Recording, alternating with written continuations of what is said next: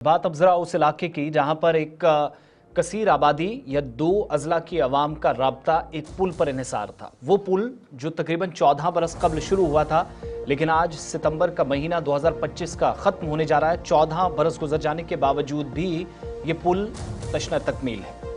साल 2011 में सरकार के खजाने से 9 करोड़ रुपए की लागत से ये पुल जिस पर काम शुरू हुआ, आज तक मुकम्मल नहीं हो सका। और आज जब मकामी आबादी से गुलिस्तान न्यूज़ की टीम ने बात की तो पता चला कि शिलवत सुंबल से जो पुल गुजहामा तक बनना था, पुल की तस्वीरें ज़रा दिखाइएगा, वो पुल अधूरा है और सिर्फ कश्तियां ही अब अवाम का वाहिद सहारा है। गांदरबल का इलाका है गुजहामा और इससे मुल्का मुतअद्दिद इलाकों को आपस में मिलाने वाला दरियाए जेहलम पर बन रहा ये पुल पिछले 11 से 14 साल बीत गए, लेकिन हजारों नफूस की आबादी को बुरू मरूर में मुश्किलात का सामना है। शिलवत सुंबल सोनावारी और गुजहामा गांदरबल को आपस में मिलाने का काम इस पुल ने करना था।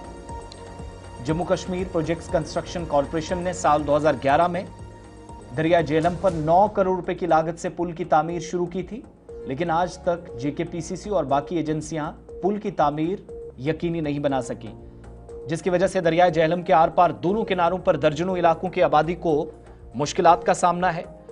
और गुजहामा गांदरबल और शिलवत सुंबल जो सोनावारी यानी बांडीपुरा का इलाका है, यहाँ जम्मू कश्मीर प्रोजेक्ट कंस्ट्रक्शन या जेकेपीसीसी की तरफ से जिस पुल का काम हाथ में लिया गया था, उस पर दौरे हाजिर में भी कोई खास पेशरफ्त नजर नहीं आ रही है। मकामी लोग ये बताते हैं कि तकरीबन 9 करोड़ रुपए की लागत के बाद भी पुल 2 करोड़ की जायद रकूमात खर्च करके 30% काम ही अभी तक मुकम्मल हो सका है। मकामी लोगों का एक रिएक्शन इस काम के हवाले से, और उसके बाद सीधा अपने नुमाइंदे के पास चलेंगे। नाम मोहम्मद शफी मीर रोजान गज है। ये कदल ये नेशनल हुकूमत पे नेशनल हुकूमत गिरे पे बीजेपी पे तमिस पे पीडीपी बे पे बे नेशनल, मगर यह कदल बनो ना आज तान कहें 2009 मज। यह मान वनकस गा योर लोगन गांदरबल इलाकन लोगन प्रॉब्लम ग, मतलब पे शाहपुर कदलस पे वात नत पे सबल कदलस पे वात। तो ये बच्चे नान मतलब ये नाव तरन, मतलब सह नाव गई सान बदकस्मती बंद, गई जबरदस्त प्रॉब्लम ग। मतलब यह योर बटपोर योर बटविंद खरबाग गजहम यह एरिया जजुन बादमपुर वोकुर अपर किन यह एरिया। तो मान जबरदस्त प्रॉब्लम जबरदस्त। वो गवर्नमेंटस अपील करान मेहरबानी तो मेहरबानी कर यह कदल गोस कुन पे बन ती है आराम। वनकस जबरदस्त दलावस मज गमुत युत यह गवर्नमेंटस अपील करान, अपील तमन करान मेहरबानी तो मेहरबानी कर यह कदल गोस बन तिक जबरदस्त प्रॉब्लम ग। तो वो मतलब शाहपुर कदल मतलब तम सत कूत आराम, मतलब ये पे मतलब बाइक आटो मतलब शहर गुन पे मतलब ये सितम प्रारन पे मतलब अथ दिन अथ गाड़न, मतलब वो अनहरिश कोर ने मतलब गारजान गाड़ वो। सुनी है सीधा अब सलीम वानी के पास चलेंगे। कश्मीर ब्यूरो हमारे साथ इस वक्त ज्वाइन कर रहे हैं। सलीम, 14 बरस मुकम्मल हो गए, 9 करोड़ रुपए सरकार के खजाने से ऐलान हुआ था कि खर्च होंगे। मकामी लोग बता रहे हैं 2 करोड़ रुपए खर्च हुए हैं, 30% के काम के आसपास ही काम मुकम्मल हो सका है। क्या ओवरऑल मजीद डिटेल्स इसकी आपके पास हैं, काम मुकम्मल ना होने की वजह?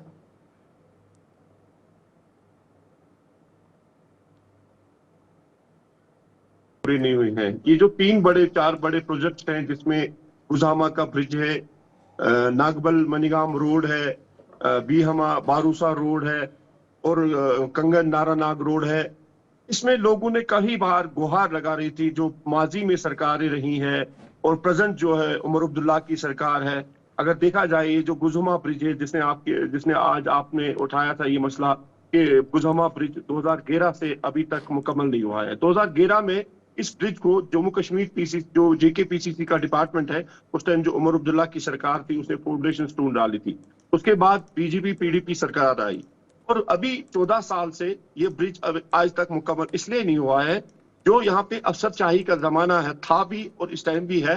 लेकिन जब इसकी फाइल बनी थी 2011 में, उसके बाद जो काम इसका स्टार्ट हुआ था, तो उसकी जो डीपीआर हुई थी अप्रूव नहीं हुई थी। उसके बाद जब तक ठेकेदार साहब ने काम स्टार्ट किया था, तब तक जो रेट्स है वो काफी इंक्रीज हुए थे। उसके बाद ठेकेदार साहब की मनमानी, अफसरशाहों की मतलब खुदगर्जी बोलेंगे, उसके बाद इस प्रोजेक्ट को ऐसे ही लटका के रखा। तो उसके बाद 10 साल ये लोग यही गुहार लगा रहे थे कि हमारा ब्रिज कब बनेगा। अच्छा, और अब इन लोगों को सलीम साहब एक चीज और भी बताइएगा, चीफ मिनिस्टर साहब की कॉन्स्टिट्यूंसी प्लस दूसरी तरफ आप जाएंगे तो बांडीपुरा का एक बड़ा एरिया, वहां पर भी अवामी नुमाइंदगी है।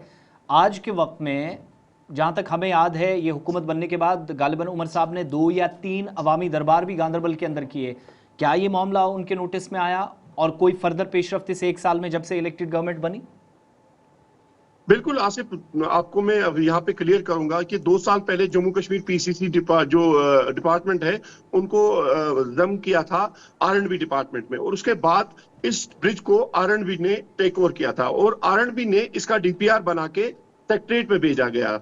और उसके बाद आज तक ना वो उस ऑफिस से निकला है जहां पे उसकी अप्रूवल मिलनी चाहिए। उसके बाद जो जम्मू कश्मीर की यूटी हुकूमत, जो उमर अब्दुल्ला की सरकार बन गई, 1 साल से अभी 1 साल होने वाला है, 1 साल के बाद होने के बाद भी इस गुजमा का ब्रिज का आज तक ना डीपीआर आया, ना इसकी सैंक्शन आई।